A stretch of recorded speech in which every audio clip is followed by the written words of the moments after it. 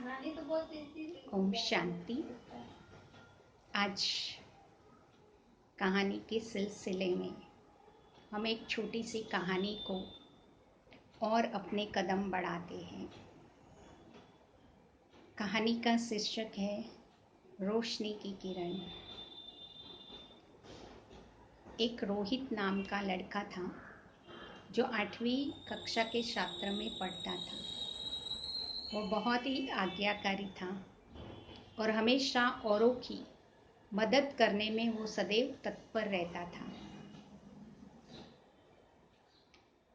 वह शहर के एक साधारण मोहल्ले में रहता था जहाँ बिजली के खंभे तो लगे थे पर उन पे लगी हुई लाइट सालों से खराब थी और बार बार कंप्लेन करने पर भी कोई उन्हें ठीक नहीं करता था। रोहित अक्सर करके उस सड़क पर आने जाने वाले लोगों को अंधेरे के कारण परेशान होते हुए देखता था, तो उसके दिल में आता था कि कैसे इस समस्या को मैं दूर करूं, क्योंकि लोगों की तकलीफ उससे देखी नहीं जाती थी। इसलिए वो जब अपने माता पिता या पड़ोसियों से कहता था तो इसे सरकार और प्रशासक की लापरवाही कह टाल देते थे। ऐसे ही कुछ महीने बीत गए। फिर एक दिन रोहित कहीं से एक लंबा सा बांस का लकड़ा लेकर के आ गया ना, बांस मीन्स लकड़ा ही, और बिजली का तार लेकर आया और अपने घर के सामने एक गड्ढा खोदा और खोद कर वो बाम्बू को गाड़ा और उस बाम्बू के ऊपर एक छोटा सा बल्ब लगाने लगा। तो आसपास वालों ने उसे देखा और पूछा, अरे तुम ये क्या कर रहे हो?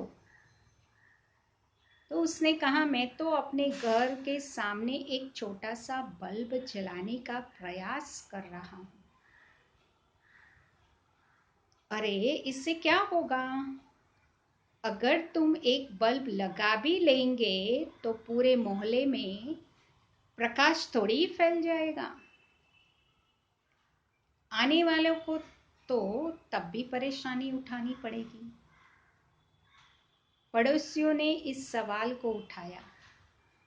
रोहित बोला, आपकी बात तो सही है, पर ऐसा करके कम से कम अपने घर के सामने से जाने वाले लोगों को परेशानी से तो बचा ही पाऊंगा।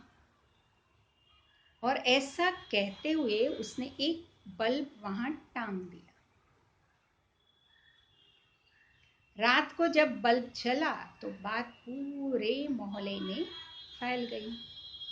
किसी ने रोहित के कदम पर खिल्ली भी उड़ाई और किसी ने उसकी प्रशंसा भी की।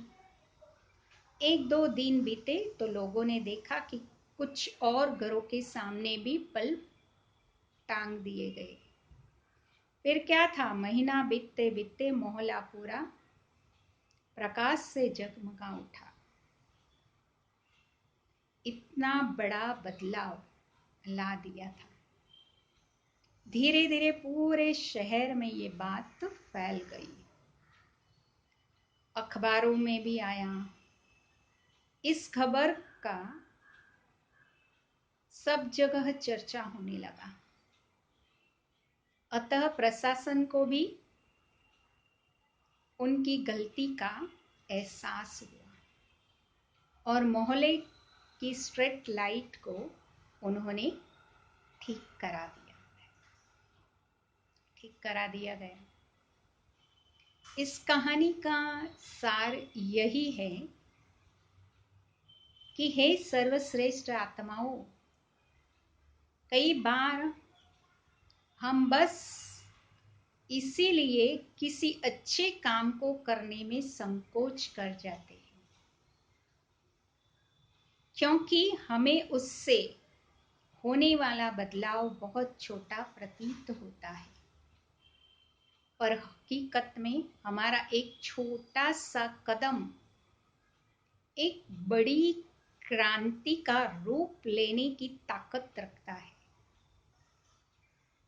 हमें वो काम करने से नहीं चूकना चाहिए, कौन सा, जो हम कर सकते हैं। इस कहानी से हमें यही शिक्षा मिलती है, अगर रोहित के उस स्टेप की वजह से पूरे मोहल्ले में रोशनी नहीं भी हो पाती, तो भी उसका वो कदम उतना ही महान होता जितना कि रोशनी हो जाने पर। रोहित की तरह हमें भी बदलाव होने का इंतजार नहीं करना चाहिए, बल्कि जैसे शिव बाबा ने कहा है, हमें खुद को बदलना है। हमें खुद वो बदलाव बनना चाहिए जो हम दुनिया में देखना चाहते हैं। हमारे अंदर वो बदलाव लाए जो हम दुनिया में देखना चाहते हैं, तभी तो हम इस अंधेरे को मिटा सकेंगे और इस समाज के अंदर, इस विश्व के अंदर एक नई रोशनी की किरण को हम फैला सकते हैं।